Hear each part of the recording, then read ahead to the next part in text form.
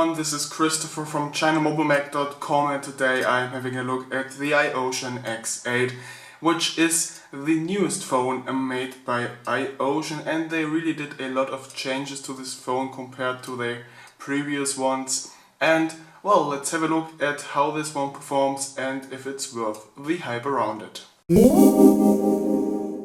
So as usual, let's first have a look at the packaging and of course the contents of the packaging, and this is the box. It's not much different from previous iOcean packagings, they just have changed the imprint on the top. It's X8 now, and on the rear we have some additional information regarding the device.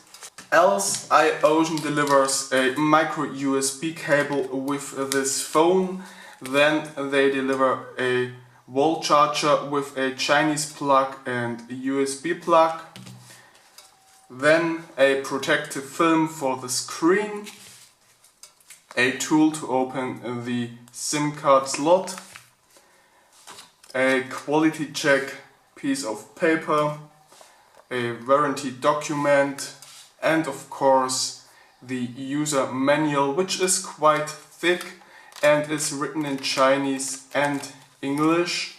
And well, that's not much, headphones are missing here, but our sponsor tradingshenzhen.net has delivered some extras with the phone. This is one OTG cable, an adapter for the power supply, another power supply with German plug in our case, which is transparent and is lighting up with two LEDs when plugging it into the wall, with two USB ports, one additional micro USB cable, and a NFC sticker, which is pretty handy because the iOcean X8 supports NFC. Okay, so this is the phone, and it has pretty much nothing in common with previous iOcean phone designs. And yes, it does look a bit like a thinner but larger iPhone 4, but well, it's not a complete knockoff. Let's have a look at the design. So first, on the front we see the big tempered glass panel with the phone call speaker on the top, a front camera, the sensors for proximity, light and gesture control, and a status LED which you can't see here. Below the screen we have the usual touch buttons for menu, home and back, which are lighting up when using them. On the sides we see that a metal frame is going around the phone. Here we see the SIM tray, which takes one micro SIM card and one nano SIM card.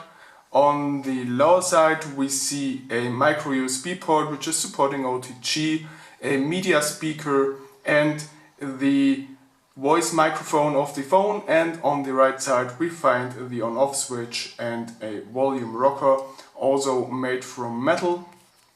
And on the top we see a headphone jack. When turning it around we again see a large tempered glass panel, which is a real dirt magnet. As you can see, it really attracts fingerprints and dust and so on, and it's really hard to keep that clean. And here we find the rear camera, the LED flash, the iOcean logo. Here we have a little imprint designed by iOcean, assembled in China. We have the CE logo here as well, and of course no media speaker as it is on the side. So all in all, it's a really nice design. The only downside of it is the dirt magnet property of it, and well, it's pretty solid.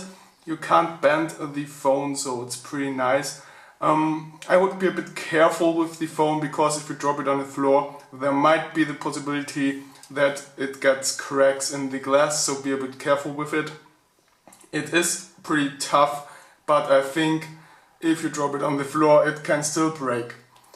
Also I have to say that it looks really nice and feels really nice, and it's actually pretty light for the amount of metal and glass that we find here. The iOcean X8 comes with a 5.7-inch 1080p LTPS panel, and iOcean has really built in a very nice panel on it. It has a perfect color reproduction, everything is really nice and sharp, and the brightness is just amazing. And even outside you can still read everything that's on the screen, so that's definitely a pro, and you actually can't see any pixels even though the screen is rather large, so that's again a plus. And also when we look at the viewing angles, they are perfect. You can see everything from the sides. Just look at this, it's amazing. It's a really good screen and there's nothing to complain about it. Even the touch panel is working perfectly well. Even if you have wet hands or if you have water drops on the screen, it's still working and recognizing every touch. So the screen is really good and iOcean has done a great job here. So now let's have a look at the performance of the phone. First the Antutu benchmark, of course, and here the iOcean X8 reached a score of 27,034 points, and this results in a ranking in between the HTC One and the Samsung Galaxy S4. So next stop is the 3D Mark benchmark, and here the phone reached 6,922 points in the iStorm Unlimited benchmark, 4,601 points in the iStorm Extreme benchmark, and 6,607 points in the iStorm benchmark.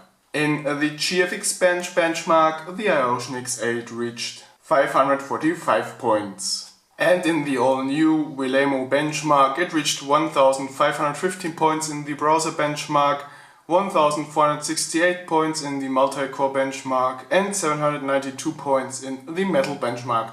So those are the usual scores that other MT6592 phones reach as well. So let's have a quick look at the operating system of the iOcean X8, and the phone comes with Android 4.2.2 out of the box, but iOcean is currently working on Android 4.4 KitKat for it, so it shouldn't take long until that gets released. They didn't change much on the phone. It comes with the usual themes that all iOcean phones features these days, and well, it's looking rather nice, but it's nothing special. It's still kind of a stock Android, just with a slightly changed UI, but it actually has some special features such as gesture control in both directions. You also can use that in the browser, of course, to scroll around, and it also works in other applications to scroll through the content, for example the Facebook chat. Also it features some interesting additional features such as double tap to turn the phone on and off. I don't know why it's not working right now. Okay, now I've rebooted the phone and it does still not work. I don't know why everything is enabled. So usually you can double tap the screen to turn the phone on and draw, for example, a C to open the camera and such stuff. It used to work very well. I don't know why it is not working right now. It seems like something got stuck in there and I will have to do a factory reset and try it again later. So it seems like the firmware is a bit buggy, so that's a downside of the phone. And well, it's good that I encountered that now, because when I wrote the written review it didn't happen and it didn't mention that, so that's another downside we've just discovered here.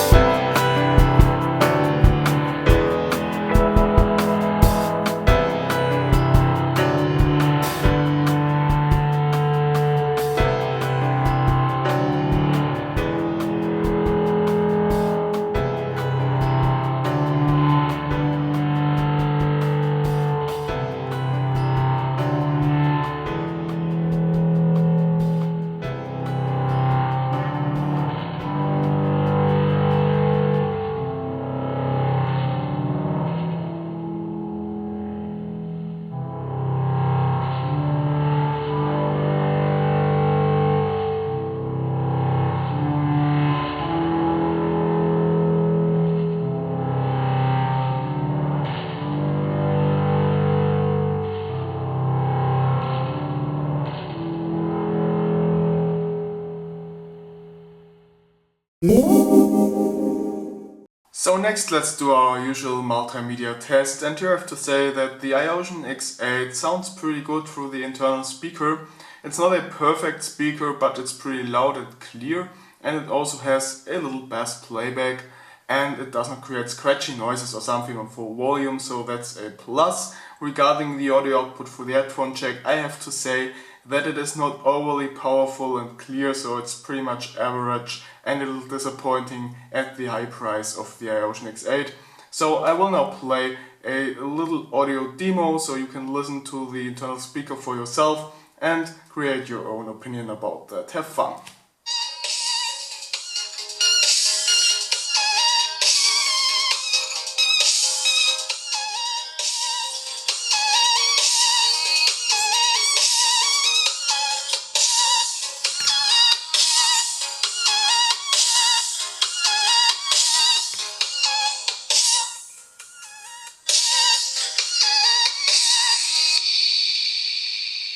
Savoring this moment, is this our last goodbye?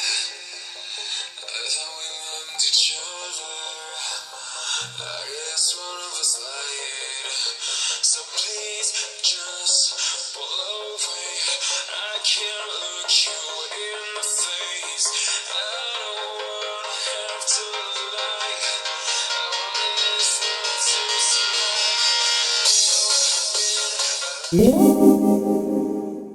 Okay, let's talk about reception quality, and here I have to say that I have mixed feelings about the iOcean X8. The 2G and 3G reception quality is pretty good. It almost has full signal strength all the time, and 3G is also working perfectly well, as you can see here. The Wi-Fi reception quality, however, is not that good. I have trouble in the floors above and below the router to get a stable signal. It gets slowdowns from time to time, and sometimes even the signal breaks off. So all in all, the Wi-Fi antenna inside of there is not that good. NFC, however, is working perfectly well with the phone, and there is nothing to complain about. So next, let's have a look at the GPS reception quality, and here I have to say that iOcean unfortunately is still a low performer in this category. It is not as bad as it was with the iOcean X7, it's usable, but it's not perfect by far. Outside, under clear sky, it got a fix for 9 satellites and an accuracy of 4 meters, but the signal strength of the satellites is not that high, and this means that it's going down quite a bit when we go inside. So here is the test result of inside the house in front of a window. Here it had a fix for 5 satellites and an accuracy of 5 meters, which is still okay, but the signal strength went really down, and then inside the house without any window there's no chance of getting a GPS signal, 0 fixed satellites, and of course no accuracy because of that. So in fact this means for real life use that you might have trouble from time to time when doing navigation with this phone. It does work, but if you are on a place where it's hard to get a signal, you might not be able to get a GPS fix, so please bear that in mind. Okay, now let's talk about camera quality, and this is an important part of the iOcean X8, not only because of the high price, but because the iOcean company did actually use the camera for advertising purposes even before the launch of the phone. And I have to say that I am not quite impressed by the camera. It does create usable pictures, no question, but they lack a bit depth of field, and also the color reproduction is not that satisfying. Pictures look kind of boring and cool, so that's not really nice. And the internal ILD flash is pretty much usable even for a bit larger rooms, but this does not make up for the camera that is not overly good. Pictures taken with 30 megapixels and an aperture of f2.4, by the way. And when doing video recordings you can notice the same things. You also have a lack of depth of field, and the colors are also not that good, but the video quality is acceptable, and also the audio quality. The front camera is equipped with an autofocus, so you can create sharp selfies and so on, and the quality is not bad at all. It creates really nice pictures, but not as good as the front camera of the Kingzone K1 Turbo that we did test before. So all in all, the camera is a bit disappointing. It is usable, but it is not the best of the best, especially in this high price range. This is pretty disappointing. One of the downsides of the iOcean X8 is that you actually can't change the battery yourself that easily. You can't put off the rear of the phone and simply replace it. So that's a little downside. So if one manufacturer does that, the battery has to be good, it has to last long, so you use as less cycles as possible to get a long battery life out of this phone. And here iOcean has done a pretty good job. The battery inside there has 2650 milliamps, so that's not bad at all. And you really notice that during daily use. Average usage time I reached with the iOcean X8 is around 2 days. And if you do power saving, you can really reach more than 2 days. 3 days or 4 days are not a problem if you disable GPS, put down the brightness of the screen and so on. So the battery is not bad at all. Charging, however, takes some time. It takes around 2 hours to charge the battery to 100%. So this is a bit sad because it takes some time and you can't simply carry a charged battery around with you and replace it. So that's a little downside. So you have to decide if you like that or not. So let's come to the final conclusion, and I have to say that the iOcean X8 is really something for design fetishists. It is not really a phone with the best price and performance ratio. So actually it has some flaws. It has a camera that isn't that good. The Wi-Fi reception could be better, the GPS reception could be better, but it does a good job in terms of design, screen, and of course 2G and 3G reception, and also battery life. So well, if you want to get the most out of your money, this is not the phone for you. It is priced at around 280 to 290 bucks, so that's pretty high for such a phone. And if you take a look at the Kingzone K1 Turbo that we did test before, which costs just 240 bucks in the turbo version and does a lot more things better, like a better camera, better GPS reception, and it has a replaceable battery, this appears to be the better choice than the iOcean X8. However, if you don't mind all the flaws of this phone and love its design, go and purchase it. It's not a bad phone at all, but it is a little bit disappointing when you take into account all the hype around it during the past few months. So that being said, if you want to purchase the phone, you can do so through tradingshenzhen.net or through any other shop that we have listed in the written review.